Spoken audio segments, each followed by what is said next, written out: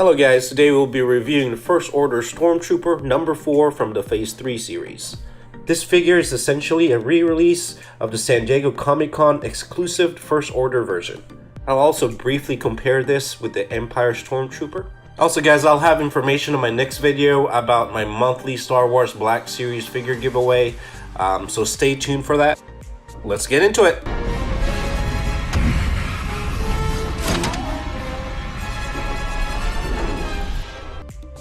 Let's take a quick glance at the box. You get the number 4 on the side of the box. By turning it around, we're going to be reading the short annotations in the back.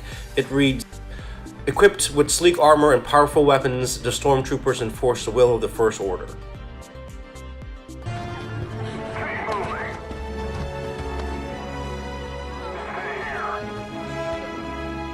Let's take a look at the two Stormtrooper figures. You got the Empire version on the right, which is a little taller than the First Order version on the left. You can see the differences on the face, the differences on the chest plates.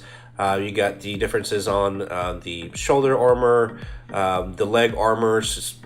Definitely a lot smoother on the First Order version.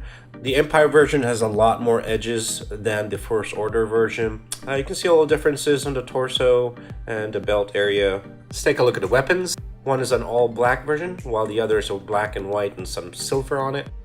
Let's take a look at the boots. The Empire version, if you take a look at it, it looks very 80s.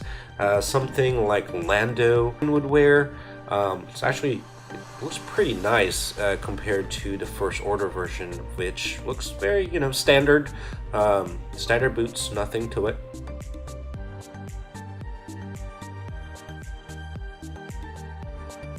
Stormtrooper comes with two accessories. Hasbro actually has been very accurate at these weapons. The first one is your SE-44C blaster pistol, which you can see in the picture right on the top right there. It's pretty accurate to the movie version. I mean, the paints look good. You got that little piece on the side there where you can actually insert to the side of the Stormtrooper, and actually both weapons do this.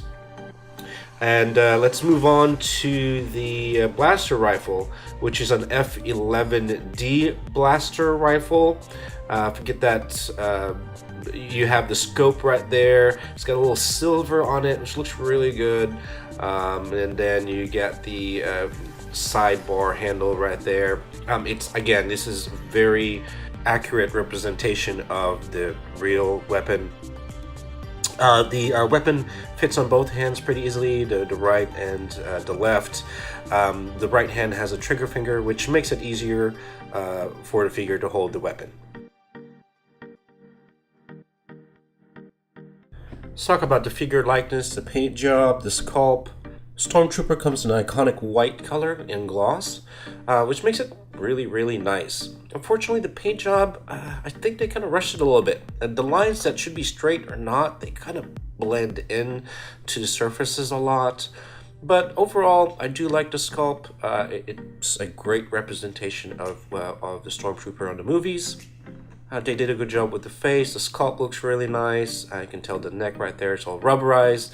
The chest plate, you'll have the painted areas where there's supposed to be vents or holes. They did a really good job with the armor. It looks really good. You look at the torso area, you have a little compartment area right there on the belt, and you'll have the pouch on the left, and you'll have the thermal detonator there on the back of the hip. Turning it back around, the legs look really good. As you can tell, you got the knee pads right there. They're covered really nicely. You can't really see all the creases from the joints. The boots look just regular, normal boots, nothing to it. As we said earlier, you get the little hole in the back there where you're supposed to put a backpack, but now there's really no hole there to put that in. Overall, it's a great army builder. If you guys want to buy this, go ahead and do that. Only problem with this, it has a really hard time standing. Let's talk about the articulation. Stormtrooper comes with 19 ports of articulation. The articulation details are down in the description. You have one ball-jointed neck, which allows the head to move up, left and right, and up and down. Not so much. The helmet kind of stops it right there.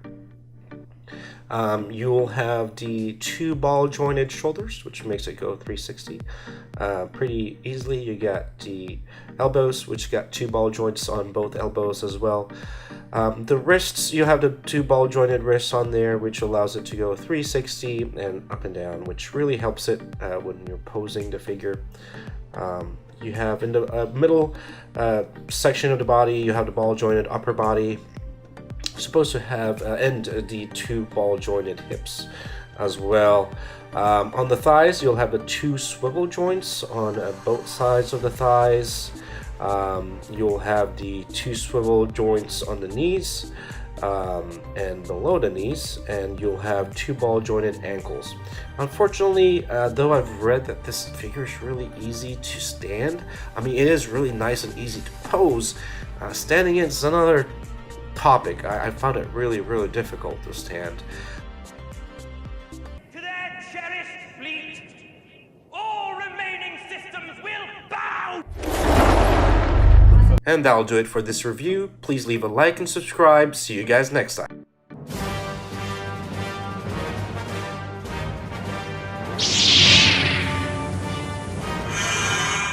Join me, together we will rule the galaxy. Subscribe now.